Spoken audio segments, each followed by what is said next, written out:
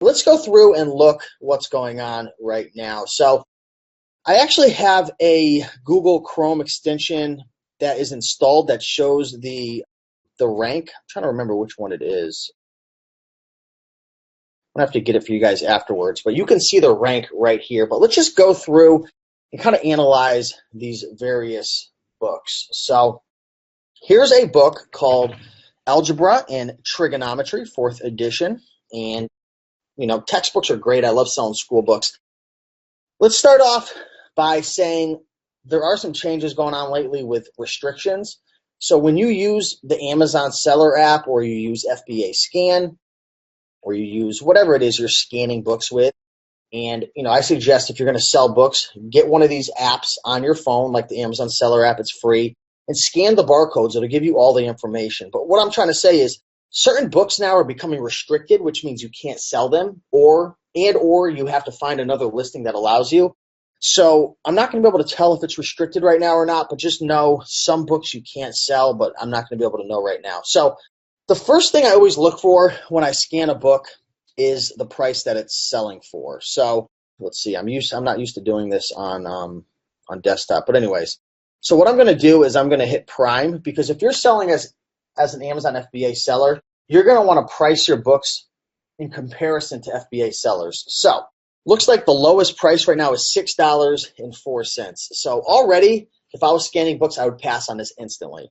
And the reason is because usually it's like a minimum of like $4 or $5 in fees that Amazon's going to charge you. So the fees are going to differ based upon the price and a bunch of different variables that I'm not 100% sure of right now.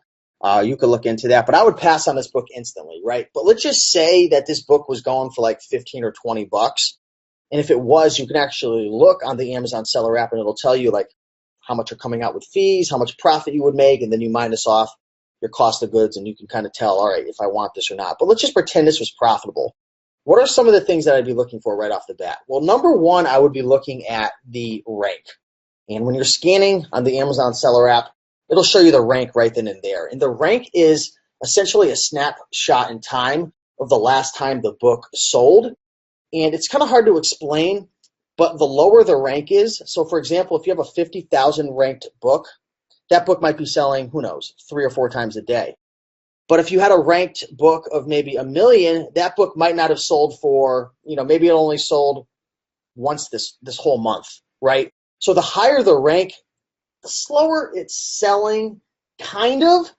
And I say kind of because you could have 1 million ranked book today, but if I go and buy that book, it might drop down to 200,000. So it's moving. The rank is flexible. The rank is never sitting in one place. And if you check the rank throughout the day, it's actually changing all the time.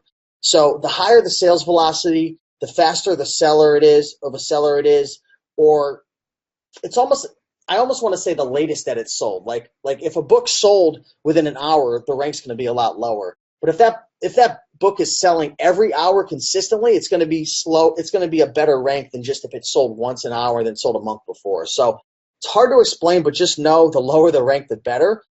But rank isn't everything. There's a couple things that I also analyze as well, which is reviews. So this book has 37 reviews, which is really, really good.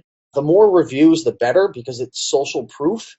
It's letting you know that people have purchased this book, and if it's a good ranked, if it's got good reviews, which anything really over 3 stars is fine, it means people are enjoying it, and or that people have purchased it in the past. So it's just it's giving you more signals that this book has been selling, that it's a high quality book, and that people are enjoying it. So one thing to look out for is a book that's maybe ranked iffy, like it's okay. Maybe it's like an 800,000 rank, which is okay. It's not bad. It's actually decent because the book category is pretty big. If you've got, an 800,000 ranked book, or even let's just say like a 2 million rank, right? If you got a 2 million ranked book and it can make you money, maybe the lowest seller is like $17, but it doesn't have any reviews, that's going to sketch me out right there. It's sketchy because the social proof isn't there. Why are there no reviews? Are people purchasing this consistently, or was it a one-off?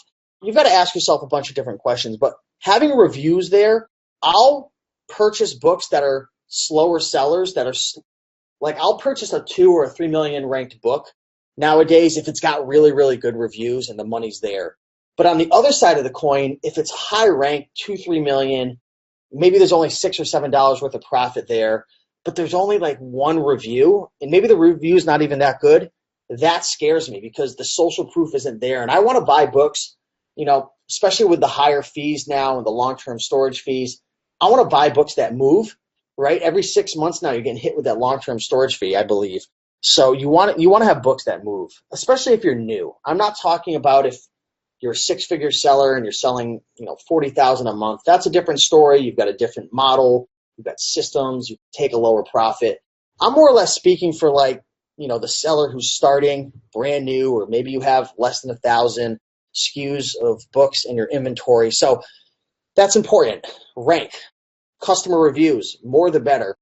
Price. Obviously, you could have all the reviews in the world and it could be a 1,000 ranked book, which is selling bunch of times per day, theoretically.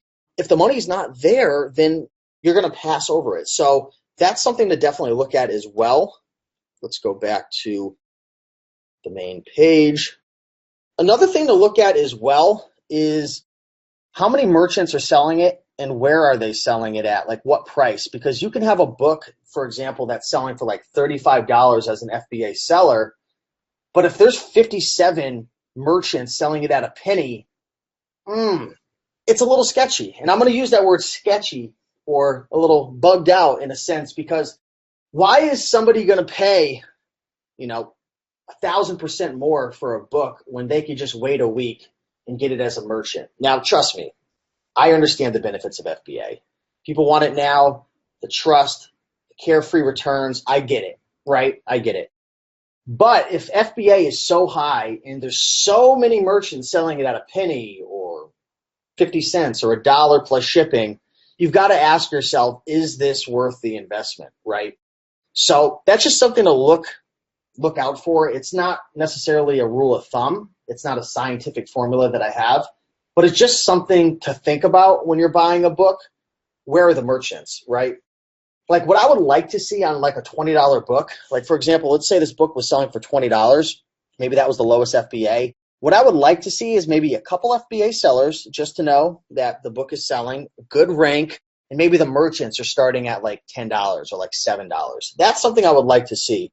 But if I see a book that's selling for $20, the rank's higher, doesn't have a lot of reviews, and then there's like a crap load of merchants selling it at like a penny, that scares me a bit. And again, it's not a rule of thumb. It's just something to think about.